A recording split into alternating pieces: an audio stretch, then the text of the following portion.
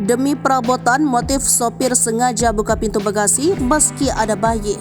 Warganet dibikin geram akan ulah seorang sopir yang membiarkan pintu bagasi terbuka. Sebab dari video yang beredar terlihat jelas ada dua bayi di dekat pintu bagasi tersebut. Diduga ketika mobil berjalan dengan kondisi pintu bagasi terbuka, dua bayi lucu itu sedang tertidur. Rekaman ini lantas beredar di media sosial dan viral. Mengutip dari tribunnews.com, keduanya ditempatkan di atas bouncer. Peristiwa ini terjadi di sekitar Pasar Gede, Surakarta, Jawa Tengah, Senin 13 November 2023. Pihak kepolisian bergerak cepat dengan melacak pengendara mobil setelah aksi terekam keberadaannya segera diketahui.